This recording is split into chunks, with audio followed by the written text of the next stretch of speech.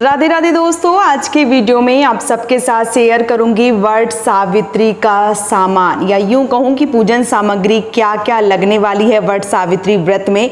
आज के वीडियो में संपूर्ण चीजें जो है वो मैं आप सबको दिखाने वाली हूं।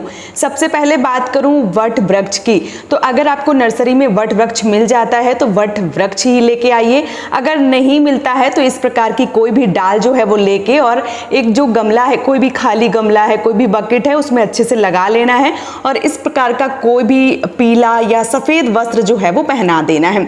और इसके साथ ही साथ जो चौकी है वो आपको चाहिए होगी, गौरी गणेश चाहिए होंगे और चौकी में बिछाने के लिए लाल कलर का जो वस्त्र है वो चाहिए होगा। तो ये चीजें जो है वो शुरुआत की हैं, ये आपको लेना है। इसके साथ ही साथ कौन सी चीजें लेनी है, चलिए वो भी देख लेते हैं।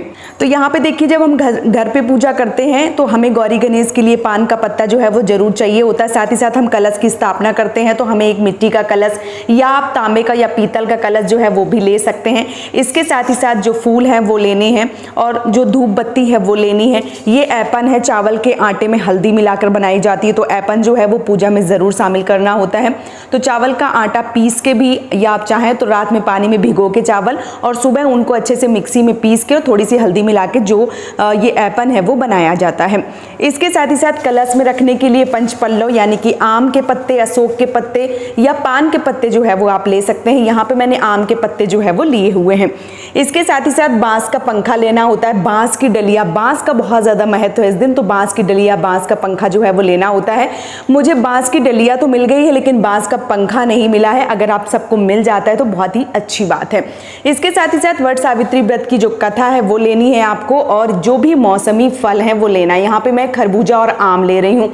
हमारे यहाँ खरबूजा जो है वो चढ़ाने का विधान है तो मैं खरबूजा ले रही हूँ। आपके यहाँ जो भी फल चढ़ाए जाते हो वो आप ले सकते हैं। इसके साथ ही साथ यहाँ पे मैंने कपूर लिया हुआ है। ये गौरी गणेश बनाने के लिए मैंने यहाँ पे जो सुपारी है वो ली हुई है और इसके साथ ही साथ कलश में डालने के लिए मैंने हल्दी की गांठ, सुपारी और सिक्का जो है वो लिया हुआ है। जल, जैसे हम भोग चढ़ाते हैं उसके बाद जल जो है वो ज़रूर चढ़ाते हैं, तो यहाँ पे मैंने जल का एक पात्र लिया हुआ है। इसके साथ ही साथ क्योंकि अमावस्या तिथि होती है तो इस दिन तिल का विशेष महत्व होता है, तो तिल जो है काले अगर मिल जाते हैं तो बहुत अच्छी बात है, काले नहीं मिलते हैं तो जो भी है आपके पास, सफ़ेद हैं, काले हैं, जो भी है वो आप चढ़ा सकते हैं। इसके साथ ही साथ सुहाग का जो भी सामान होता है, बहुत सारे घरों में 2 सुहाग चढ़ाए जाते हैं तो वो आप अपने घर की परंपरा के अनुसार देख सकते हैं, लेकिन सुहाग की चीज़ें जो है वो ज़रूर चढ़ानी चाहिए। जो भी 5, 7, 11, 21, 16 जो भी चीज़ें आपके पास हैं वो आप चढ़ा सकते हैं। इसके साथ ही साथ जो भी सामर्थ्य के अनुसार दक्षिणा है वो आपको चढ़ाना होता है और इसमें रोली, चावल, कुमकुम, हल्दी जो है वो मैंने लिया हुआ है। इसके साथ ही साथ जो जनेऊ है, 2 जनेऊ बनाए जाते हैं, एक वट वृक्ष में चढ़ाया जाता है और एक स्वयं के लिए, तो जो जनेऊ है वो मैंने यहाँ पे लिया हुआ है।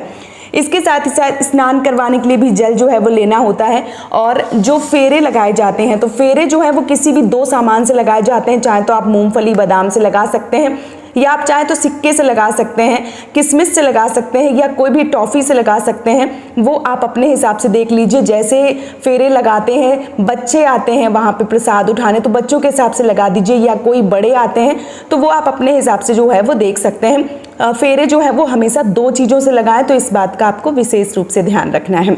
इसके साथ ही साथ जो दीपक है वो मैंने यहाँ पे 5 दीपक और माचिस जो है वो ली हुई है। बहुत सारे घरों में अमावस्या वाले दिन रुई का प्रयोग नहीं किया जाता है, तो रुई की जगह पे यहाँ पे जैसे मैंने रुई की बाती ली है तो आप यहाँ पे कलावा की जो बाती है वो भी बना के दीपक ले सकते हैं। इसके साथ ही साथ जब हम घर पे पूजा करेंगे तो सबसे पहले दीप प्रज्वलित करेंगे, तो यहाँ पे मैंने एक दीप के लिए एक ये जो दीपक है वो लिया हुआ है। साथ ही साथ आरती करने के लिए एक दीपक जो है वो भी मैंने लिया हुआ है। इसके साथ ही साथ जो भोग प्रसाद चढ़ता है वो भी चलिए दिखा देती हूँ आप सबको। चने का विशेष महत्व होता है तो मैंने यहाँ पे चने जो है वो लिए हुए हैं। अंकुरित चने अगर आप मतलब ले सकते हैं तो बहुत अच्छी बात है। अंकुरित चने के लिए कम से कम 2 दिन पहले से आपको जो चने हैं भिगोना होगा जिससे अंकुरित हो जाए। तो यहाँ पे मैंने काले चने लिए हुए हैं। इसके साथ ही साथ वट वृक्ष की जड़ में शरबत चढ़ाने का विधान है। अगर आपके घर में चढ़ता है तो बहुत अच्छी बात है, आप जरूर चढ़ाइए।